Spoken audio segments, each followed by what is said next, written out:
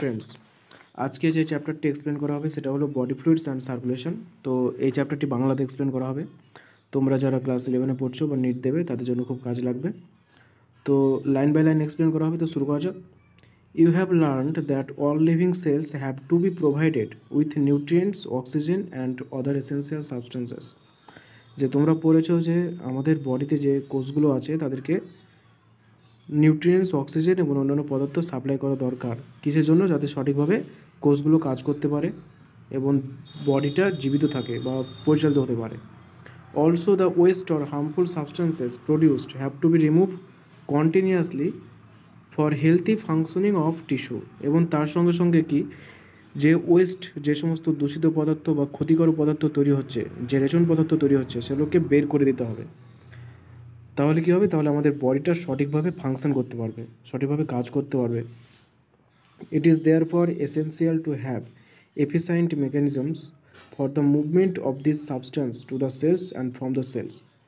তো এই যে সমস্ত পদার্থগুলো nutrients, oxygen and essential substance, এগুলোকে সরবরাহ করতে হবে কোষে কোষে। আবার কোষ থেকে যে সমস্ত ওয়েস্ট এবং হার্মফুল পদার্থ তৈরি হচ্ছে সেগুলোকে বের করতে হবে। তার জন্য কী হবে? যে একটা রাস্তার দরকার। তো সেই রাস্তা, একটা হচ্ছে রাস্তা দরকার। সেই রাস্তাটাই হচ্ছে কি সার্কুলেটরি সিস্টেম, যেমন ভেন, আর্টারি, এই সমস্তর মাধ্যমে এগুলো হয়ে থাকে। তো সেটাই এখানে আমরা পড়ব। Different groups of animal have evolved different methods for this transport. আমরা দেখেছি যে অ্যানিম্যাল কিংডমে অনেকগুলো গ্রুপস আছে, তো বিভিন্ন গ্রুপের জন্য বিভিন্ন রকমের সার্কুলেটরি সিস্টেম আছে। Different simple organism like sponges and coelenterates circulate water from their surrounding through their body cavities to facilitate the cells to exchange these substances. তো প্রথমে দেখা যাচ্ছে সিম্পল অর্গানিজম যেমন স্পঞ্জ বা সিলেন্টেড, এরা কী করে? এরা যে সার্কুলেট করে কি ওয়াটার। আমরা যেমন মানুষ সার্কুলেট করে কি ব্লাড, লিম্ফ, এরা সার্কুলেট করে কি ওয়াটার। কোথা থেকে? তাদের সারাউন্ডিং থেকে। কিসের মাধ্যমে? বডি ক্যাভিটিসের মাধ্যমে। আমরা যেমন মানুষের আর্টারি, ভেনের মাধ্যমে সার্কুলেট করি, তারা কি বডি ক্যাভিটিসের মাধ্যমে করে। To facilitate the cells to exchange this substance, যাতে তাদের কোষগুলো সঠিকভাবে কাজ করতে পারে এবং যে সাবস্টেন্সগুলো আছে সেগুলো এক্সচেঞ্জ হতে পারে। More complex organisms use special fluids within their bodies to transport such materials. আর একটু যদি কমপ্লেক্স অর্গানিজম দেখা যায় তো তারা আরও অন্যান্য ফ্লুইডস, স্পেশাল ফ্লুইডস তারা ব্যবহার করতে থাকে। Blood is the most commonly used body fluid by most of the higher organisms, including humans, for this purpose. তো এই সার্কুলেটরি সিস্টেমের জন্য রক্ত, ব্লাড যেটা আছে সেটা সব থেকে বেশি ব্যবহৃত হয়, সব থেকে কমনলি ব্যবহৃত হয় যারা হায়ার অর্গানিজম আছে, এমনকি আমরা মানুষের জন্য এই সার্কুলেটরি সিস্টেমটা কাজ করার জন্য। সার্কুলেটরি সিস্টেমে এই যে হিউম্যানের সার্কুলেশন, সেটা সেই পারপোজটাকে ফুলফিল করার জন্য। Another body fluid lymph also helps in the transport of certain substance. তাছাড়া লিম্ফও আছে, যেটাও কিছু পদার্থকে ট্রান্সপোর্ট করার জন্য ব্যবহৃত হয়ে থাকে। In this chapter you will learn about the composition and properties of blood and lymph, যাকে বলা হয় টিস্যু ফ্লুইড। টিস্যু ফ্লুইড বলতে কি? ব্লাড অ্যান্ড লিম্ফ, তার কম্পোজিশন, তার প্রপার্টিজ, এই বিষয়ে পড়বো আমরা এই চ্যাপ্টারে। And the mechanism of circulation of blood is also explained here. এবং কীভাবে এই ব্লাডটা সার্কুলেট করে একটা কোষ থেকে আরেকটা কোষে, একটা অর্গান থেকে আরেকটা অর্গানে, সেটাও আমরা এখানে পড়বো। তো এখানে আমরা কি পড়বো সে হিসেবে বলা হয়েছে যে যারা লোয়ার অর্গানিজম তাদের জন্য ওয়াটার, একটু হাই হলে আরও অন্যান্য স্পেশাল ফ্লুইডস, মানুষের জন্য ব্লাড, তাছাড়া লিম্ফও আছে, তারা কীভাবে কাজ করে, কীভাবে সার্কুলেট করে, সার্কুলেশন কেন দরকার, দ্য বডিটাকে ফাংশন সঠিকভাবে করার জন্য, বডিতে নিউট্রিয়েন্টস, টিস্যু, অক্সিজেন এবং বিভিন্ন নিউট্রিয়েন্টস, অক্সিজেনগুলো সরবরাহ করার জন্য, হার্মফুল ওয়েস্ট প্রোডাক্টগুলোকে বের করার জন্য। তো কীভাবে সেটা হয় সেটা আমরা এই চ্যাপ্টারে পড়বো, সেটাই হচ্ছে জিস্ট। তো শুরু করা যাক। তো এবার আছে কি ব্লাড। ব্লাডটা কি জিনিস? Blood is a special connective tissue consisting of A fluid matrix, plasma and formed elements. তাহলে ব্লাডটা হচ্ছে স্পেশাল কানেকটিভ টিস্যু, কী নিয়ে গঠিত? Fluid matrix, plasma and formed element. Formed element মানে কি? ডাব্লিউবিসি, আরবিসি, প্লেটলেট, এগুলো নিয়ে গঠিত। তাহলে ব্লাডটা কি, সেটা খুবই একটা ইম্পর্টেন্ট কোশ্চেন, তো সেটা দেখে নেবে। এরপর আছে কি প্লাজমা। প্লাজমা কি? Plasma is a straw coloured ভিসাস fluid constituting nearly 55% of the blood. ব্লাডের মধ্যে দুটো থাকে, একটা ফর্মড এলিমেন্ট থাকে, একটা থাকে প্লাজমা। তো প্লাজমা থাকে 55%, প্লাজমা থাকে 55% আর 45% হচ্ছে formed element.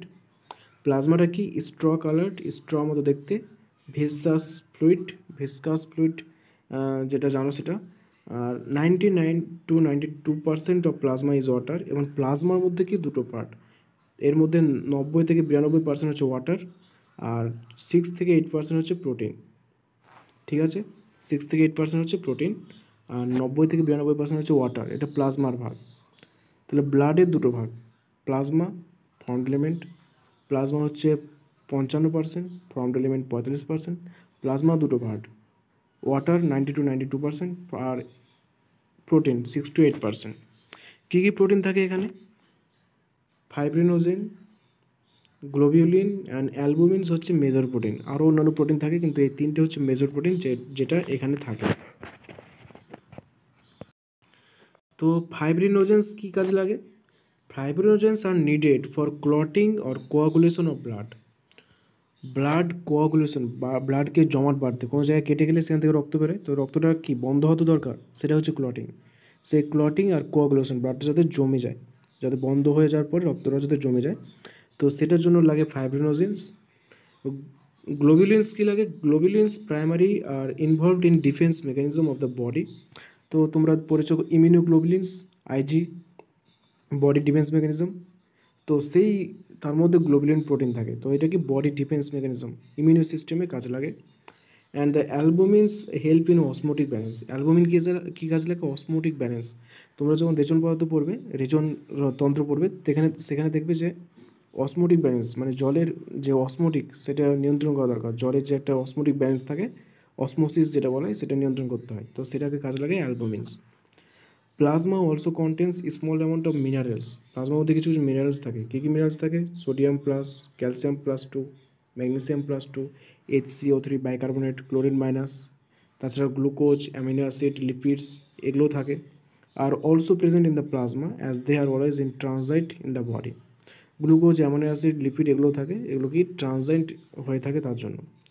Factors for coagulation or clotting of blood R also present in the plasma.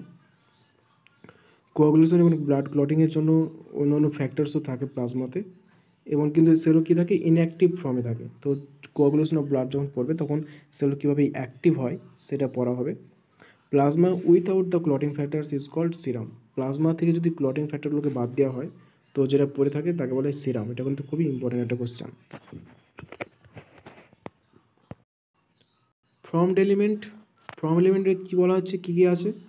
Erythrocyte, leucocyte, platelets are correctly called formed elements. Erythrocyte মানে WBC, এই RBC, লিউকোসাইট মানে হচ্ছে WBC, আর platelet, এই তিনটেকে একত্রে বলা হয় formed element. And they constitute nearly 45% of the body by blood. ব্লাডের 45% হচ্ছে ফর্মড এলিমেন্ট, আর 55% প্লাজমা। তো এবার একে একে পড়া যাক এরিথ্রোসাইট কি। এরিথ্রোসাইট বা রেড ব্লাড সেল, RBC, আর the most abundant of all the cells in blood. ব্লাডের সব থেকে বেশি থাকে RBC।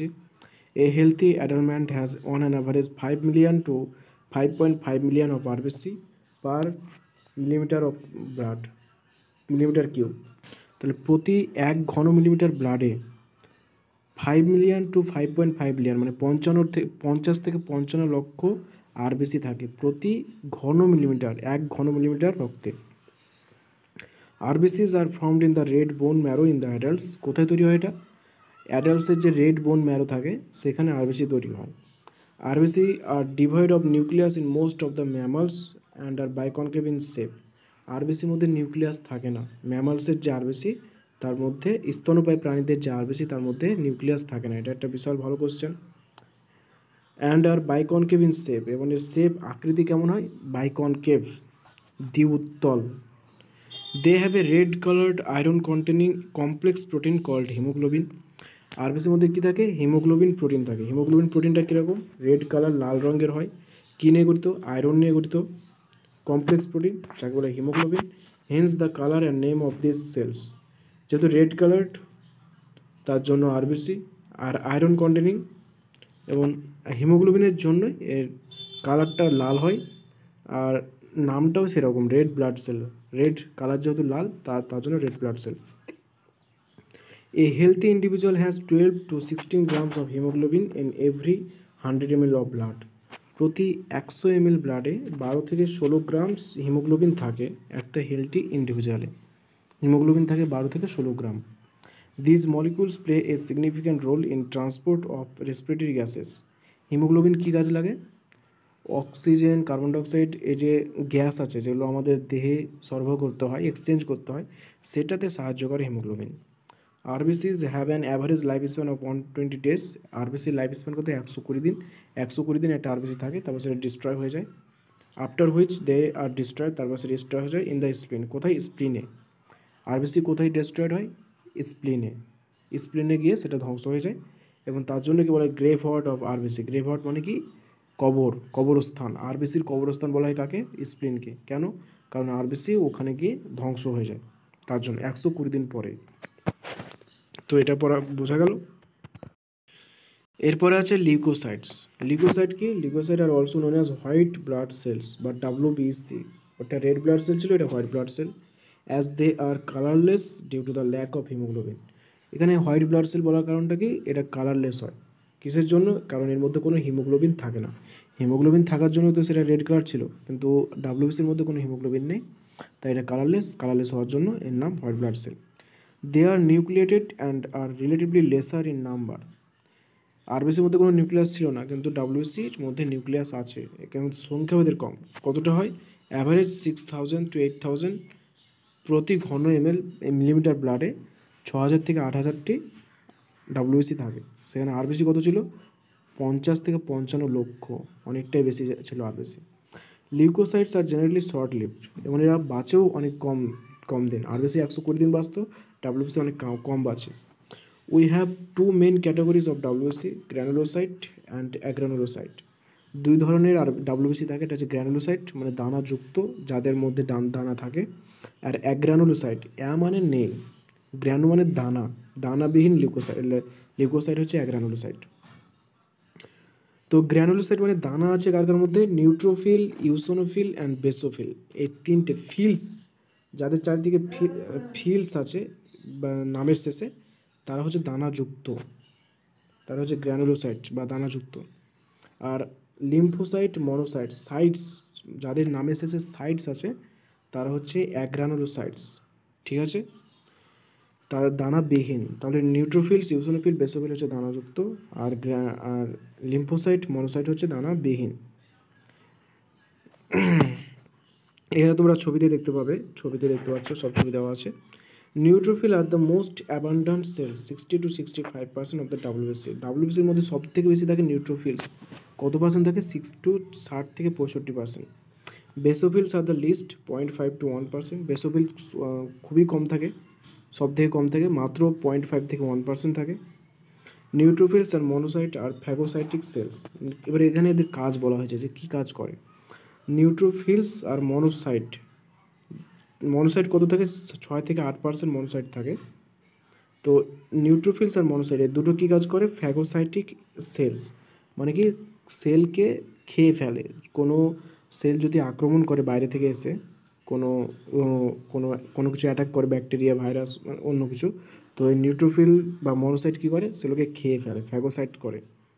Which destroy foreign organism enter in the body. বাইরে থেকে যদি কোনো অর্গানিজম বডিতে এন্টার করে, তখন নিউট্রোফিল, মনোসাইট কী করে? ডিফেন্স মেকানিজম হিসেবে কাজ করে, আর তাদেরকে খেয়ে ফেলে ফ্যাগোসাইটোসিস প্রক্রিয়ায়। Basophil secrete histamine, serotonin, heparin. Basophil কী করে? হিস্টামিন, সেরাটোনিন, হেপারিন এগুলো ক্ষরণ করে, and are involved in inflammatory reaction, এবং ইনফ্ল্যামেটরি রিয়াকশনে সাহায্য করে। ইনফ্ল্যামেশন মানে কি? যে হিলিং, সেল, কোনো একটা সেল যদি অ্যাটাক হয়ে যায় তো সেটাকে হিল করতে হয়, সেটা হচ্ছে ইনফ্ল্যামেশন, যেটা তোমরা পরবর্তীতে পড়বে। তো সেই কাজটা করে কি বেসোফিল। আর ইউসোনোফিল কি? 2 to 3%। ইউসোনোফিল কত থাকে? 2 to 3%। এটা কি কাজ করে? রেসিস্ট ইনফেকশন, এটা ইনফেকশনটাকে বন্ধ করে, ইনফেকশনের বিরুদ্ধে করে, and are also associated with allergic reaction, এবং তার সঙ্গে অ্যালার্জিক রিয়াকশনের সঙ্গে অ্যাসোসিয়েটেড আছে, অ্যালার্জিক রিয়াকশনে সাহায্য করে। এরপর আছে লিম্ফোসাইট। লিম্ফোসাইট কত পার্সেন্ট আছে? 20 to 25%। দুই রকমের লিম্ফোসাইট থাকে, একটা বি লিম্ফোসাইট, একটা টি লিম্ফোসাইট। বি এবং T lymphocyte are responsible for immuno রেসপন্সে সাহায্য করে। B and T immuno system যেটা দেখা যায় সেইখানে বি অ্যান্ড টি লিম্ফোসাইট সাহায্য করে। এরপরে আছে প্লেটলেটস। তো প্লেটলেটসের অপর নাম হচ্ছে থ্রম্বোসাইটস। তো এগুলো কী হয়? এগুলো যে এক ধরনের সেল ফ্র্যাগমেন্টস, সেলের অনেকটা অংশ, কোষের কিছু কিছু অংশ প্রডিউস ফ্রম মেগাক্যারিওসাইট। মেগাক্যারিওসাইট থেকে তৈরি হয়।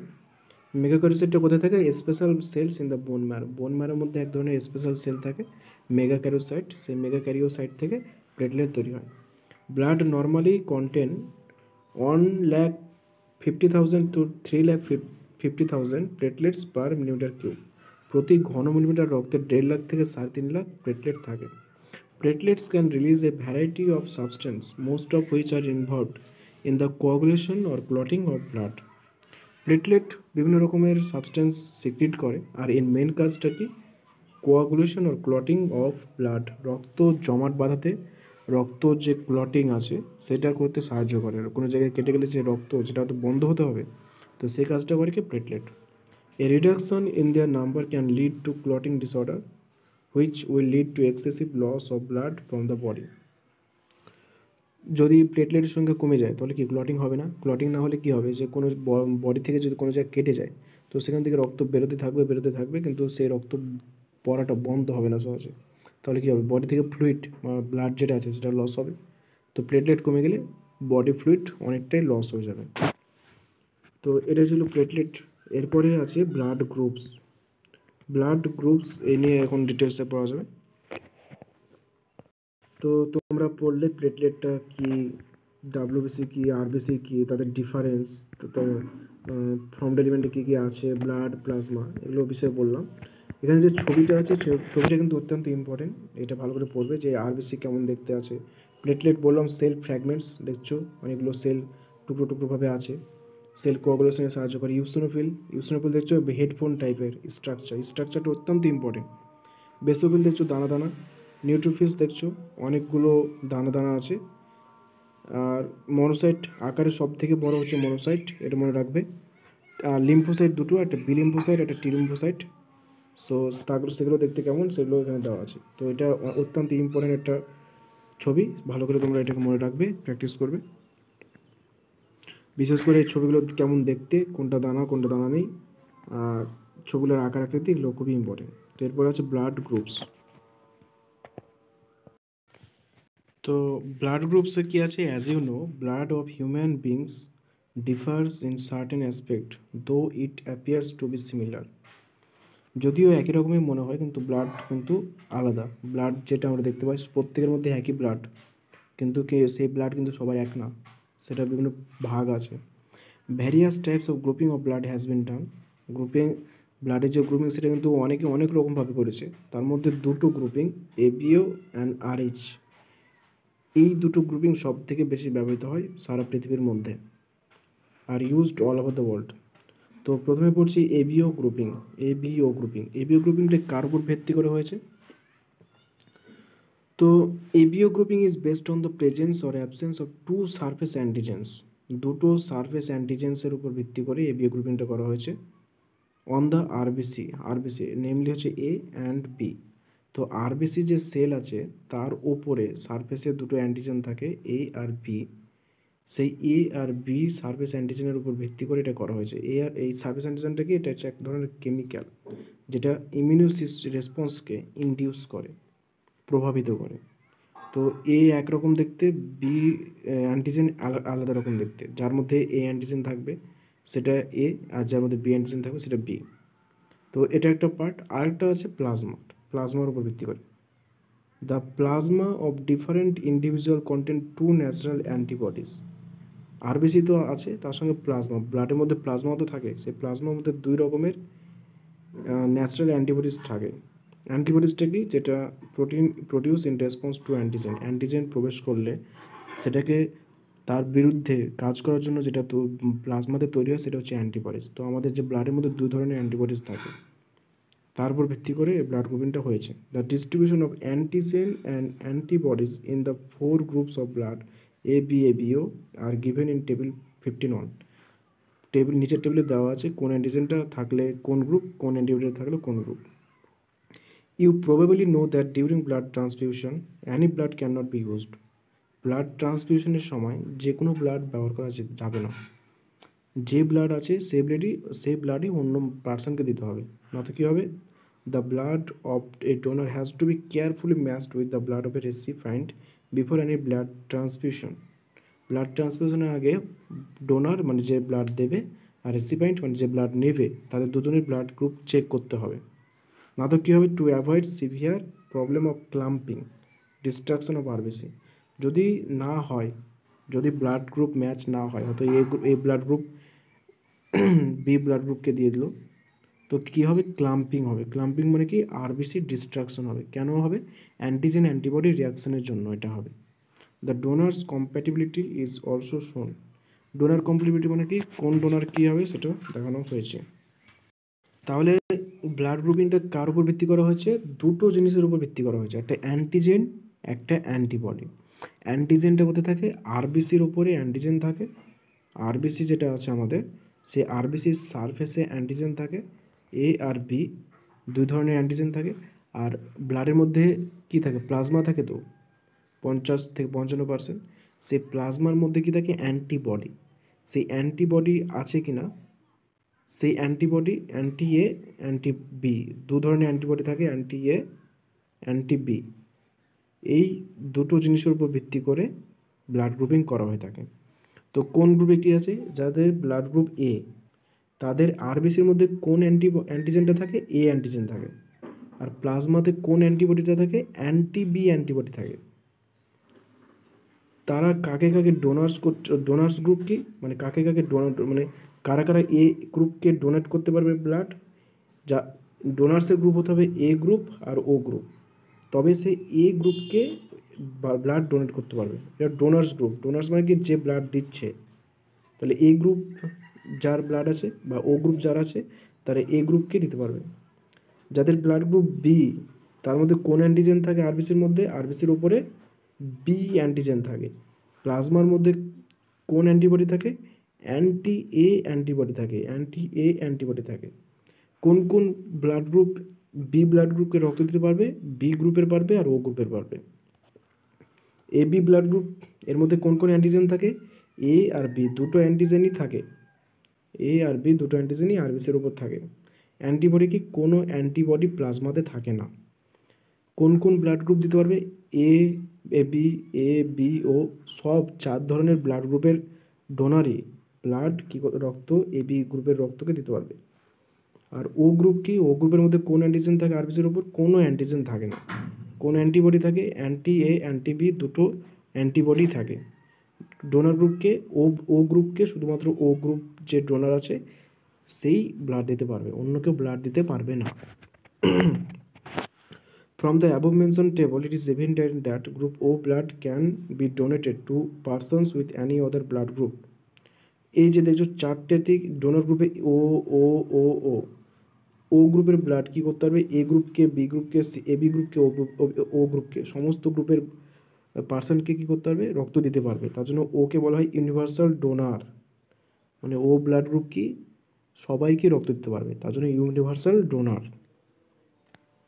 Persons with AB group can accept blood from persons with AB as well as the other groups of blood.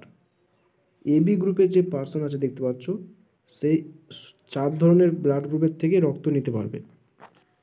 তার জন্য কি হবে, যে এবি গ্রুপের যে পার্সন তাকে বলে ইউনিভার্সাল রেসিপিয়েন্টস।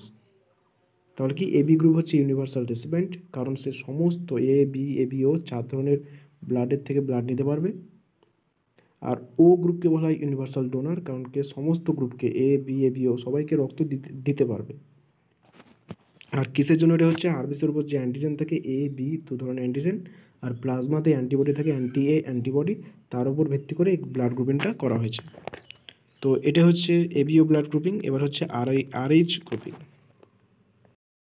তো আরএইচ গ্রুপিংটা another antigen, the RH antigen similar to one present in rhesus monkeys is also observed on the surface of RBCs of majority nearly 80% humans. 80% হিউম্যানসের মধ্যে আরেকটা অ্যান্টিজেন্স দেখা দিয়েছে, সেটা হচ্ছে RH অ্যান্টিবডি। এবং RH এর নামটা কোথা থেকে এসছে? এটা একটা রেসাস মানকি, একটা রেসাস নামে একটা বানর মানকি আছে, বানর আছে, তার মধ্যেও এই RH অ্যান্টিজেনটা পাওয়া যায়। তার উপর ভিত্তি করে এটা RH নাম করা হয়েছে। RH এই রেসাসের যে দুটো first word RH first letter, তার উপর ভিত্তি করে RH গ্রুপিং। তো এটা 80% মানুষের মধ্যেও দেখা যায়। Such individual are called RH positive. RH positive, যাদের মধ্যে এই RH অ্যান্টিজেন পাওয়া যায় তাদেরকে বলা হয় RH positive. And those in whom the antigen is absent are called RH negative. আর যাদের মধ্যে এটা পাওয়া যায় না তাদেরকে বলা হয় RH negative. An RH negative person if expose to RH positive blood will form specific antibodies against the RH antigen. RH negative person, তার মধ্যে যদি RH পজিটিভ ব্লাড প্রবেশ করানো হয় তাহলে একটা স্পেসিফিক অ্যান্টিবডিজ তৈরি হবে সেই RH অ্যান্টিজেনের বিরুদ্ধে।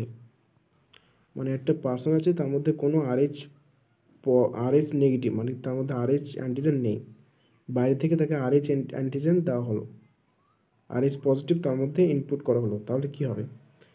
একটা বাইরে থেকে ফরেন অ্যান্টিজেন আসছে যেটা তার বডিতে নেই, তার বিরুদ্ধে কি তাহলে অ্যান্টিবডি তৈরি হবে বডির ডিফেন্স মেকানিজমের জন্য। Therefore RH group should also be matched before transfusion. তার জন্য RH যে আছে সেটাকেও ম্যাচ করতে হবে, না তো কী হবে? অ্যান্টিবডি তৈরি হয়ে ডিস্ট্রাকশন হয়ে যাবে। A special case of RH incompatibility বা মিসম্যাচিং। ইনকম্প্যাটিবিলিটি মানে হচ্ছে মিসম্যাচিং, মানে ম্যাচ না করে ম্যাচ করছে না ব্লাড তবুও দেওয়া হচ্ছে। হ্যাজ বিন অবজার্ভ বিটুইন, একটা অবজার্ভ করা হয়, একটা এক্সাম্পল দেওয়া হচ্ছে এখানে। কি এক্সাম্পলটা কি? RH negative blood of a pregnant mother with RH positive blood of the foetus. তো একটা প্রেগনেন্ট মাদার আছে যার ব্লাডটা কি RH নেগেটিভ, ফিটাসটা কি RH পজিটিভ। ফিটাসটা RH পজিটিভ কী করে হলো? হয়তো তার বাবা RH পজিটিভ ছিল, সেখান থেকে RH পজিটিভ হয়ে গেছে, আর মায়ের দেহে কি আছে? RH negative.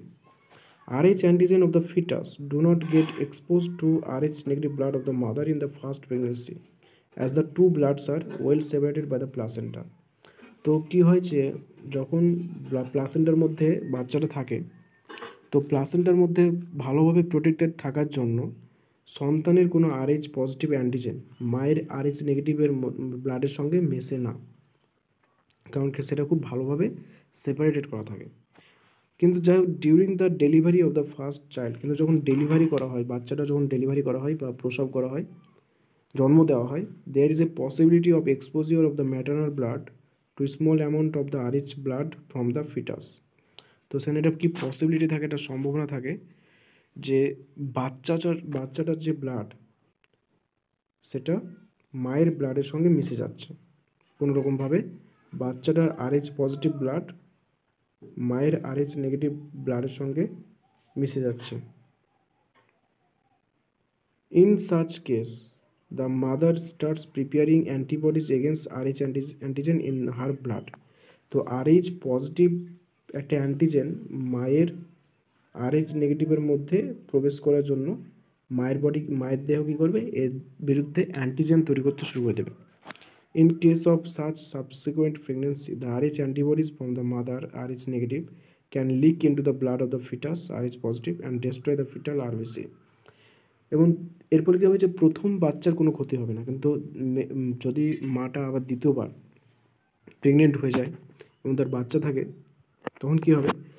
মায়ের দেহে তো এবারে অ্যান্টিবডি চলে এসছে, তো সেই অ্যান্টিবডিটা কী হবে? অ্যান্টিবডিটা এবার কী হবে? ফিটাসের দেহে চলে যাবে কোনো রকমভাবে, যদি চলে যায় তো ফিটাসের যে RBC আছে সেই RBCটাকে ধ্বংস করে দেবে। This could be fatal to the fetus or could cause severe anaemia and jaundice to the baby. এবং RBC যদি এই যে অ্যান্টিবডি যদি বাচ্চার দেহে চলে যায়, তো বাচ্চার কী করবে? যে RBC আছে বা রক্ত আছে সেটাকে ধ্বংস করে দেবে। তার জন্য কী হবে? তার অ্যানিমিয়া হবে, রক্তাল্পতা দেখা যাবে, বা তার জন্ডিস হতে পারে, এমনকি বাচ্চাটা মারাও যেতে পারে। This condition is called erythroblastosis fetalis. এটাকে বলে erythroblastosis fetalis. This can be avoided by administration anti RH antibodies to the mother immediately after the delivery of the first child. তো এটাকে কীভাবে থামানো যায়? তো তার উপায় হচ্ছে একটাই, যে ফার্স্ট যে বেবি সেটা যখন ডেলিভার কমপ্লিট হয়ে গেল, তখন মায়ের দেহে যে অ্যান্টিবডি তৈরি হয়েছে সেই অ্যান্টিবডিটাকে ধ্বংস করার জন্য অ্যান্টি-RH অ্যান্টিবডিজ অ্যাডমিনিস্টার করতে হবে, ইনজেকশন করতে হবে। তাহলে কী হবে, সেই অ্যান্টিবডিটা ধ্বংস হয়ে যাবে, মায়ের দেহের অ্যান্টিবডিটা ধ্বংস হয়ে যাবে, তাহলে সেটা আর পরবর্তী বাচ্চাকে অ্যাটাক করতে পারবে না। তো এটা একটা খুবই ইম্পর্টেন্ট একটা বিষয়, এরিথ্রোব্লাস্টোসিস ফিটালিস, এটা মনে রাখবে তোমরা। তো এটাই হচ্ছিল এই ভিডিও। এই নেক্সট ভিডিওতে আমরা বাকি বিষয়গুলোকে পড়ব। তো কোনো সমস্যা হলে সেটা বলবে, এক্সপ্লেন করার চেষ্টা করব। Thank you. ভালো লাগলে লাইক, কমেন্ট অ্যান্ড শেয়ার করো, অ্যান্ড সাবস্ক্রাইব করো চ্যানেলটাকে।